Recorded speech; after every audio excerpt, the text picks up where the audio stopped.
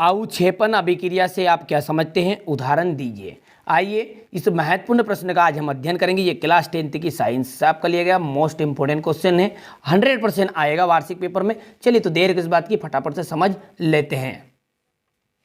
तो यहाँ पर देखिए, अवक्षेपण अभिक्रिया को समझने से पहले ये दो यहाँ पर मैंने सूत्र लिखे, इनके नाम आप जान लीजिए। ठीक है, ये है आपका सिल्वर नाइट्रेट। क्या है? Silver nitrate.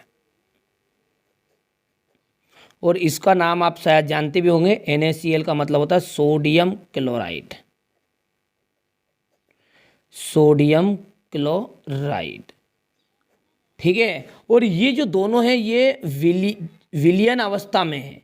विलयन का मतलब होता है कि ये घुलनशील अवस्था में है, ठीक है, ठोस अवस्था में नहीं है, ना कहीं गैस में ना द्रव में, केवल किसमें? विलयन में है। अब जब इन दोनों को हम आपस में क्रिया कराएंगे तो ध्यान से देखना आप, ठीक है, ऑटोमेटिकली समझ में आएगा आपको सारी चीज़ें, आपको केवल ध्यान से देखना है। क्या नाम बोला मैंने इसका? Silver nitrate. कौन सी अवस्था में है बोल दीजिए? AQ में है, प्लस NaCl है, ये भी AQ अवस्था में, यानी कि विलयन अवस्था में है। तो यहाँ पर ये दोनों को जब रिएक्शन करी हमने तो ये क्या है? एक तरह के आप अभिकारक हैं, क्योंकि जो अभिक्रिया में भाग लेते हैं वो क्या बनते हैं? अभिकारक है। और कौन से हैं? विलयन अवस्था में है, ठीक है। तो जब दो अभिकारक विलयन, कौन से हैं? विलयन अवस्था वाले हैं। तो जब दो अभिकारक विलयन आपस में अभिक्रिया करते हैं और अभिक्रिया करने के बाद इन्होंने जैसे अभिक्रिया की तो इन्होंने सिल्वर क्लोराइड बनाया, AgCl, क्योंकि इसका धनायन है ये और इसका ऋणायन।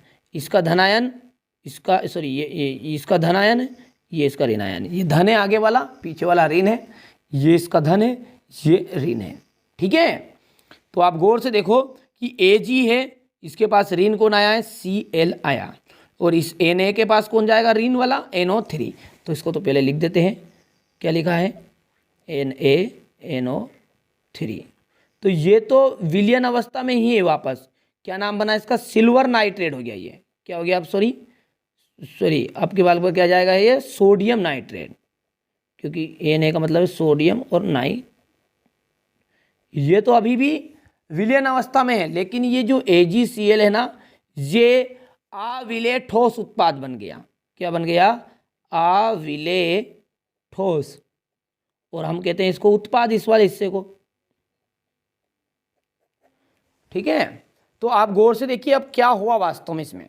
तो जिसमें क्या हुआ है कि दो अभिकारक विलयन आपस में अभिक्रिया करते हैं और एक अविलेय ठोस उत्पाद बनाते हैं। तो इस तरह की अभिक्रिया ही कहलाती है आपकी अवक्षेपण अभिक्रिया, ठीक है। तो बहुत ही सिंपल है, समझाने का प्रयास किया कि अवक्षेपण वास्तव में क्या है कि जब कोई भी दो अभिकारक विलयन आपस में अभिक्रिया करेंगे और करने के बाद में एक अविलेय ठोस उत्पाद बनाते हैं तो उस विलयन में उस ठोस के कण अवक्षेपित हो जाते हैं। बस इसे ही अवक्षेपण अभिक्रिया कहते हैं।